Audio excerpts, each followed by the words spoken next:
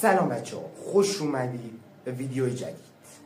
خب بچه ها، ما امروز اومدیم یه بخشی از GTA رو که راکستار توی بازی گذاشته رو با هم دیگه تستش کنیم و آموزش بدیم.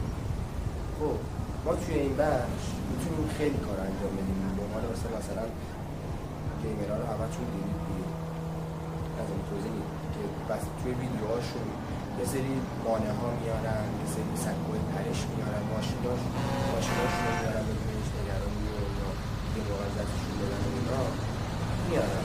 حالا ما میخوایم این کار رو نه به اون خفنی اصلا خیلی لایف بیاری، ولی در حد سطح پایین خوبی که خیلی میشه ازش استفاده کرد باید آموزش بدیم.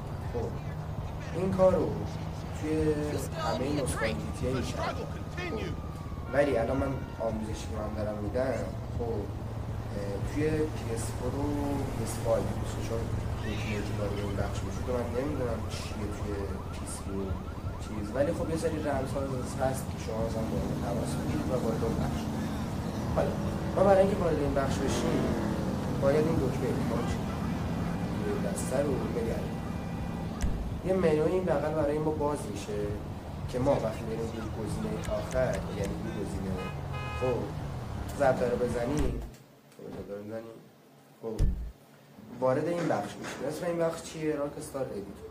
خب ما توی این بخش همه این کارا رو میتونیم کنیم. برای مثال توی گزینه یک که شما برید میتونید آدماتون رو عوض کنید. مثلا توی این گزینه مثلا آدمایی مثل آدم فضایی، فضانورد، دلقک دوباره، میمون، همه اینا هست. خب شما میتونید از خیلی از شخصیت هایی که توی خود بازی هستن، NPC‌ها، شخصیت های اصلی و اینا مثلا بذارید برم مثل خود شخصیت اصلی مثل مایکل تربه یا همه اینا شما میتونید تبدیل بشید. خب وقتی بیایید توی این بخش، خب این بخش افرادی که خودتون دارید رو میتونید استفاده کنید، مثلا مثل فرانکلین، مایکل، ترور، اینایی که بقیه‌شون مثل رفیقشون که توی فقط یه مرحله بودش که از اونجا به بعد کشته شد. حالا بیشتر بهتون خب یعنی من بیشتر بهتون میگم که اینا رو بردارید، چون مثلا برای استفاده از یه سری بخشا همین که شما نمیتونید برید توی اول شخص و یه سری کارا رو نمیتونید انجام بدید. حالا من برای مثال مایکل رو بردارم، فرانکلین رو بردارم و یه اشتباه. خب بچه‌ها، ما بعد از اینکه وارد شدیم و شخصیتون رو برداشتیم یه بار که دایره رو بزنیم میایم برمیگردیم به سر خیلی. توی گزینه پایینش که بریم، خب کارهایی که ما میتونیم انجام بدیم، برای مثال توی گزینه یک ما میتونیم آب و هوای بازی رو تغییر بدیم. مثلا صبح باشه، غروب باشه، بعد از ظهر باشه، غروب باشه، شب باشه، خیلی شب باشه، نزدیکای صبح باشه و همه اینجا اینا هست. خب ما مثلا به عنوان مثلا گذاریمشون حالت صبح، خب یعنی خب میریم سراغ گزینه دو. خب آب و هوای بازی، یعنی بادی، همه این مدل. مثلا به عنوان مثال ما توی هیچ کدوم به جز مرحله اول توی GTA برف نداشتیم. خب میتونید اگه بیاریدش روی این بخش، شما میتونید برف اضافه کنید یا هوا کاملا آفتابی باشه، باد بیاد، بارونی باشه یا همه این. حالا من میذارم شما حالت عادی. گزینه سوم سطح پلیستونه. اون ستاره هایی که شما بالای چیزی میبینید، بالای صفحه میبینید که اصلا 5 ستاره 3 ستاره اینا، خب اینجا شما میتونید اینا رو تنظیم کنید. اگه بذاریدش روی نورمال که الان نورماله، خب طبق اصول بازی خلافی کنید، پلیس میفته دنبالتون به هر اندازه. اگر شما اینو گزینه رو بذارید، اگر این بخش رو بذارید این گزینه، کامل پلیسای توی GTA کامل حذف میشه. خب دیگه پلیس نیست. اما اگه یه گزینه برگردید عقب‌تر، یه فکر کنم گزینه های، خب تمام مدتی که شما توی بازی، یعنی به کاملا در تمام مدت بازی شما 5 ستاره، حالا مثلا 4 ستاره، 2 ستاره، 3 ستاره، همه اینا میتونید. من میذارمش حالا روی این گزینه که هیچ پلیسی نباشه. خب گزینه بعدی که اینکه حالا سطح پلیسمونه، میریم روی گزینه بعدی. خب گزینه بعدی افرادی که داخل مپ داریم، NPC هایی که داخل مپ رو ما میتونیم مقدارش اونجا بذاریم. خب مثلا اگه روی این حالت باشه هیچ NPC، هیچ انسانی داخل بازی نیست وقتی شما میرید. خب فکر کنم اگه روی این حالت باشه، اگر بذاریدش، حالا اینو بعدا براتون توضیح میدم کجا چجوری. خب روی این حالت خب هیچ انسانی داخل بازی شما نیست. حالا شما اگه بذارید گزینه بعدی، خب به شلوغ‌ترین مرحله میرسید، یعنی از همیشه شلوغ‌تره جی تی، مثلا همه آدما همه جا هستن. خب حالا ما اینو بزنیم تو همین گزینه بعدی هم همونطوره، یعنی مثل گزینه قبلی مونه ولی برای ماشین. خب یعنی اگه شما بذاریدش توی اینجا ماشینایی که توی مپ هستن، یعنی ماشینایی که مثلا دارن هم میرن و میان، اینا خیلی زیاد میشن. حالا جدا از ماشینا مثلا هلیکوپترهای توی آسمون، هواپیماها، قایق‌ها، اینا همه هستن. اگه بذاریدش توی این حالت، خب ولی اگه بذاریدش توی این حالت تماما ماشین‌ها، هواپیماها، هلیکوپترها، همه چیز کلا پاک میشه. مثل گزینه قبلی میمونه فقط برای ماشین‌ها. واسه نه. حالا میریم سراغ گزینه بعدی. خب گزینه بعدی که خیلی مهم نیست، مثلا برای تنظیم برگردی میکنم تو اینا، خب که هیچی ولش کن. میریم سراغ گزینه بعدی. خب این گزینه باعث میشه که جون شما بی نهایت میشه. یعنی مثلا مثل کدایی که هست که مثلا 5 دقیقه جونتون بی نهایت میکنه و اینا، نه، کاملا در تمام بازی تا این نظر روی سر. خب اگه بذاریدش روی آن، خب کاملا شما تا جایی که نظر بدش روی آف، خب شما بی نهایت جونتون. خب حالا ما اینو روشنش میذاریم.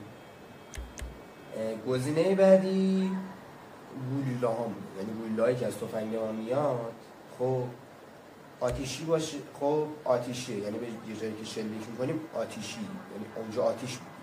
خب گزینه بعدی هم همینطوریه، فقط یه فرق داره. خب یعنی آتیش نمیره، اتفاق نمیفته. شما اون جایی که شلیک میکنید منفجر میشه، یعنی هر گلوله شما مثل یه RPG میمونه. خب این هم کاریش نداری. حالا یعنی شما اگه خواستید میتونید، چون من آموزش بدم. این گزینه که خیلی خوشم میاد ازش. خب این گزینه مشتا و لگدایی که مثلا شما به هر ماشین یا هر NPC که داخل بازی میزنی انفجاری میشه. یعنی شما وقتی به NPC مشت میزنی یا آدمی که تو مپ مشت میزنی، اون یارو منفجر میشه و میترکه. خب میریم سراغ گزینه بعدی، جامپ. خب سوپر جامپه. این باعث میشه، اینو اگه شما رو حالت عام بذارید، باعث میشه که شما بیشتر از حد عادی بپرید. یعنی وقتی دکمه مربع رو میزنید، خب خیلی بلند میپرید. گزینه بعدی اصلا از این گزینه خوشم نمیاد، برای این گزینه قبل. باعث میشه که ماشینایی که شما توی شهر ازشون استفاده میکنید، روی هر جایی که میخواید سخت بشه ازشون استفاده. یعنی همش یا لیز میخورن، بعد جدا از این مثلا لیز میخورن حرکت نمیتونن کنن، یعنی همش در جا مثلا چرخه میچرخن، تنها فقط لیز میخورن. خب گزینه بعدی جاذبه است. یعنی شما اگه این حالت رو بذارید رو حالت آن، خب جاذبه نیست. یعنی وقتی مثلا شما از یه جایی میپرید و هیچ اتفاقی براتون نمیفته، چون خیلی آروم دارید میرید سمت زمین، چون هیچ جاذبه ای نیست. اگه بذارید رو حالت آن، جاذبه ای نیست، بهش میگن جاذبه ما. اگه بذاریدش رو آف، خیلی معمولی مثل همیشه است. خب گزینه بعدی هم که مثل گزینه اول خیلی مثلا کاری بیشتر. خب این از اینا. خب این بخشه که مثلا همه چیشو گفتم. شما اگه دوباره دایره رو بزنید و بیایید بیرون، این بخش که مثلا کاری نمیشه باش کرد، من کسایی که آنلاین بازی میکنن و اینا. بخش بعدی کاراکتراتونه، یعنی چی بهش میگن، کاراکترهایی که تا الان شما توی این بخش ازشون استفاده کرد. خب مثلا من بولایی که مثلا آدم‌ها رو تبدیل به حیوان میکنن رفتم پیدا کردم، مثلا میتونم تبدیل به سگشم. فرانکلین، لباسای دیگه فرانکلین. افرادی که شما توی مثلا این بخش ازشون تا الان استفاده کردین و اینجا بهتون نشون میده که از چه افرادی استفاده کردین. الان من حالا میذارم شما گزینه نه این گزینه من میذارم شو فرانکلین خیلی عالی. خب یه دور ازش میام بیرون.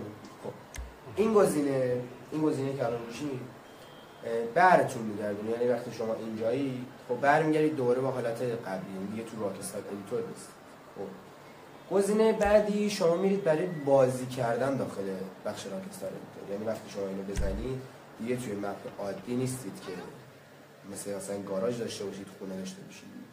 خب ببینید الان ما خب الان همونطور که مثلا انجامش دادیم، ما با رفتن توی اون بخش انجام دادن اون کار الان ما همونطور که می‌بینید می‌تونیم خیلی بلند بکنیم، بیشتر از حد دادیم. الان حالا ما همه اون کارهایی که کردیم داخل اون بخش رو توی این بخش هم میتونیم انجام بدیم. خب یعنی شما اگه دوباره توی این بخش این دکمه رو نگهدارید، دکمه کاژو نگهدارید، دوباره این صفحه برای شما میاد، ولی همینجا میتونید ازش استفاده کنید. یعنی مثلا اگه برید تو گزینه اول، اینا همون گزینه‌هایی که اونجا بهتون گفتم. خب یعنی من اینجا میتونم آب و هوا رو تغییر بدم. الان میبینید آب و هوا تغییر نمیکنه. خب مثلا بذارید الان چیزش کنم، مثلا ما آب و هوا رو بذارید اینها و نه که آب و هوا اون البته این نیست، این میزوزه بشد میذاریمش روی این حالت. این آب و هوا مونه مثلا روی بارونی اینا سطح پلیس همونه که بهتون گفتم الان هیچ پلیسی دنبال ما نیست. اگه مثلا این فرد من اگه این فرد رو بزنم بهتون این بخشی گفتم که اگه نگوشن مشترک لاتون انفجاری میشه همینطوری که الان بود. خب من اگه مثلا برم سراغ این انسان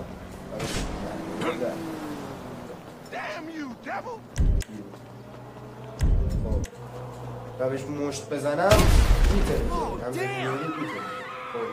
و با اینکه من این کار رو میکنم هیچ پلیسی دنبال من نیست و همینطور که میبینید از این برزر من چند تا بیلم زدم، جون من همچنان بی نهایته. خب و این حد و مرزی نداره و کاملا چید.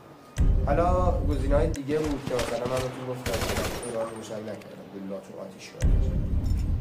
خب حالا ما اگه برگردیم اینجا همون گزینه هاست، یعنی اینجا که میایم گزینه اول، ولی یه فرق داره. یعنی ما الان که مثلا اگه من بذارمش روی حالت 5 ستاره روی بذارمش روی حالت که تمام مدت پلیس رو دنبال من باشن، اگر دایره رو بزنم بیام بیرون پلیس ها دنبال من نیست. حالا برای اینکه پلیس ها بیان دنبال من باید ما یه کاری ما بذاریم مثلا رو حالتی جدیدی که میخوان و برای اینکه انجام بشه اون حالت با دکمه مربع اینجا میزنیم. همونطور که میبینید الان همونطور که بالا صفحه میبینید من کاملا 5 ستارم و جونم هم که نهایت پلیس سرشان هم میخواد بسرم یعنی چاقو میکشم. الان دوباره میزنیش توی این حالت که هیچ پلیسی دنبال ما نباشید. الان هیچ پلیسی. حالا همینطور که میبینید ماشینا اپیسی همه چی داخل بازی هست. ما اگه بریم یه دونه گزینه عقب کرد خب رو بزنیم تمام انسان‌های GTA داخل GTA همه پاک شده. یعنی پلیسا جلوی من بود الان دیگه نیست. حالا گزینه پایینیش یعنی اگه شما بذارید مدیوم هیچ کسی توی چیز نیست. اگر هم بذاریدش روی های خب همه خیلی زیاد هست. الان مثلا من ماشینا هم میذارم روی خب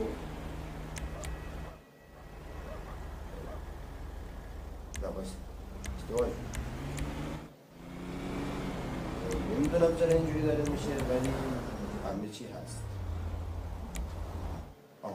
اگه شما بذاریدش روی این حالت خب خیلی خوب بچه‌ها، خیلی معذرت میخوام به این دلیل که امروز این ویدیومون خیلی طولانی شد. من نمیتونم بقیه ویدیو رو ادامه بدم و بقیه ویدیو میفته برای هفته دیگه یا هفته بعدش. لایک و فراموشتون نشه. بدرود.